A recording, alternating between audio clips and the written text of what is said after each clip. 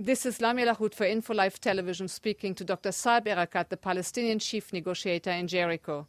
Mr. Erakat is speaking to us about the present crisis created by the kidnapping of an Israeli soldier by Hamas elements from Israeli soil. Dr. Saeb Erakat, do you think that there's still a possibility of a release of Gilad alive, of the soldier alive? Well, as far as the soldier, we are focusing on the fact that we need to continue exerting maximum efforts in order to acquire his release alive. Are the Israeli actions complicating matters for us? Yes, they are complicating matters for us. I don't think targeting power stations and bridges and arresting ministers and elected deputies, even in the insinuation that they're trying to strengthen their bargaining chips, this is not the actions of governments. And this undermines our efforts.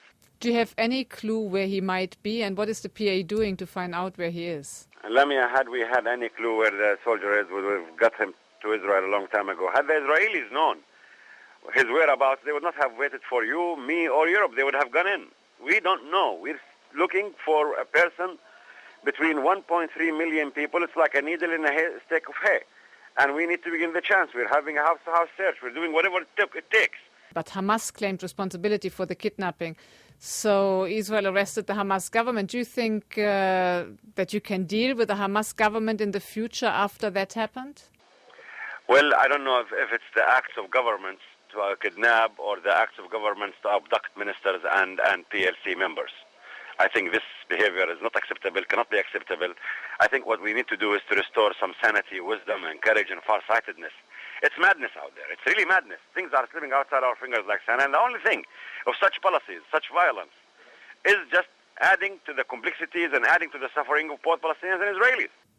But there's a lot of talk that Hamas abroad, outside, was behind the kidnapping. Why would they have done that when you have just reached an agreement with Hamas on joining the PLO and some kind of hudna?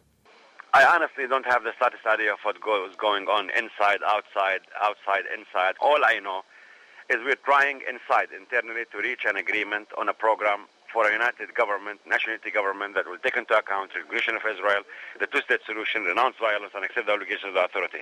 This is our way out as far as the international community is concerned, as far as our interests are concerned. Every effort must be exerted by Palestinians in order to acquire the release of this soldier, and at the same time, Israel must refrain immediately from such actions that are complicating this matter. But what about your relation with Hamas after this? I mean, if Hamas took responsibility for a kidnapping of a soldier from Israeli soil and you're committed to the peace process, how can you sit in the same government later with Hamas? Well, the thing is, I think the Prime Minister, Mr. Haniya, has been working so hard and so close with President Abu Mazen, ironically, in the last 3 days, in order to acquire the release of this soldier. Now, I know this is strange, but that's the truth. What about Syria and Iran? Do you believe there is some kind of involvement? I haven't the slightest idea.